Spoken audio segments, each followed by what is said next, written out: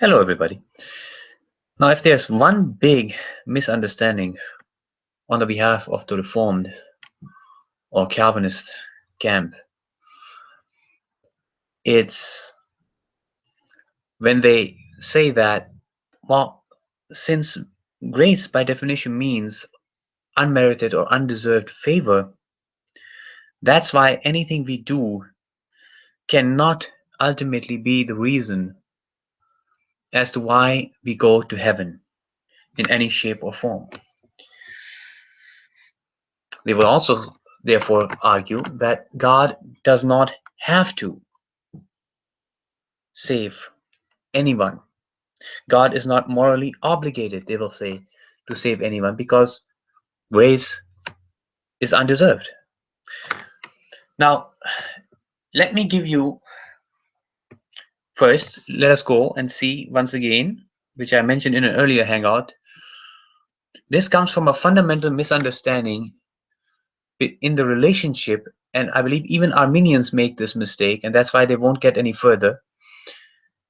It comes from a fundamental misunderstanding of the relationship between justice and mercy.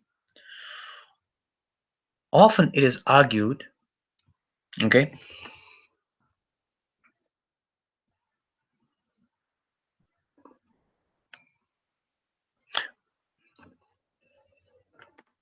often it is argued by Calvinists or by Protestants in general, in this instance, that justice and mercy only meet at the cross. You cannot really be just and merciful at the same time, otherwise. For example, if you are just, you have to forfeit mercy. If you're merciful, you really have to forfeit justice. However, not so according to the Bible. That's why I'm going to show you this verse again. It's from Psalm 37:21.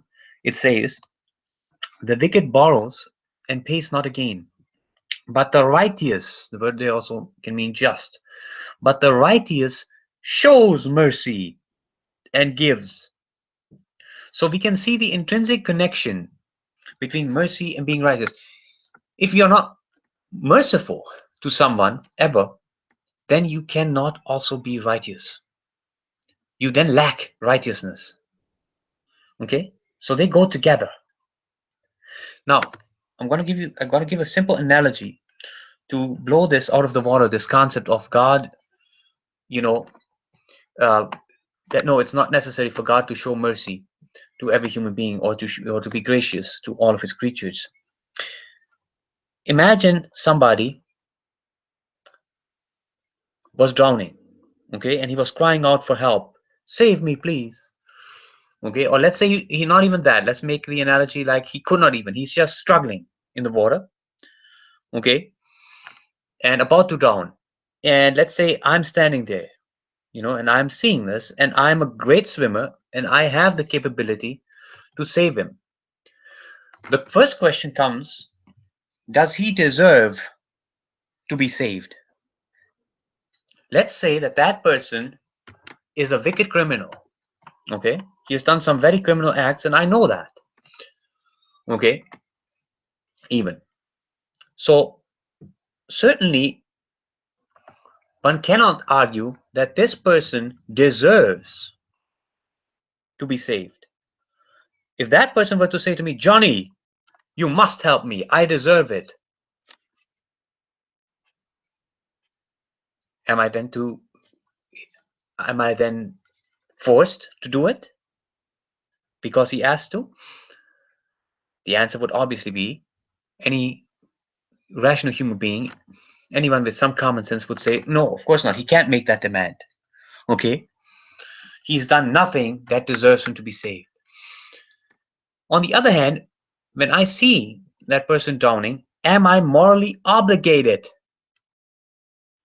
to utilize my abilities and to do everything that I can to save that person or make salvation, so to speak, possible for him? And the answer is yes, of course. But then again, the question becomes, okay, why? Why am I obligated? If God is not obligated in some sense, to save someone, and we are made in the image of God, then I can argue, well, since I reflect God's character, this I may not, because I sense something is wrong here. This person just doesn't, you know, deserve anything, and I don't have to show him mercy. I don't have to be merciful to him, and this would be an act of mercy. Me going out and saving him would definitely be gracious. I could just walk away, right? So I just decide not to save him. Just make that decision in myself. Well, I'm not going to save him. I'm going to save another person, but not this one. Is that permissible? Is that moral? Is that reflecting the image of God? I would ask anyone, especially, of course, Calvinists. Not that from a worldly perspective I have to. Now, someone might say, well, you have to, Johnny, because otherwise the police. That's not, I'm arguing ontologically. Am I morally obligated? Not the police. The police can make laws. We all know that they don't always make laws that are in line with what reflects the image of God. I'm asking you, Calvinists, from a perspective of reflecting the image of God, should I do it? Well, if I'm made in the image of the Calvinistic God, the answer would logically have to be not necessarily. Yes, of course, if the person is elect, but what if the person were unelect? Now the Calvinist may, one last resort, he may always fall back on, well, you don't know who is elect and unelect. But the thing is, it's not even about God and really knowing who's elect and unelect, because there's nothing in the person that makes him elect or unelect. It's all within God himself. So it's not really the person being unelect or elect. It's God declaring certain people elect or unelect. So it's just out of God's own declaration that somebody is elect or unelect. So that it doesn't even have anything to do with knowledge. To say from a Calvinistic viewpoint, oh, God knows who the elect are. No, God doesn't just know God knowing the elect are is really meaningless. God declares who the elect are. Okay? So this is what the thing is.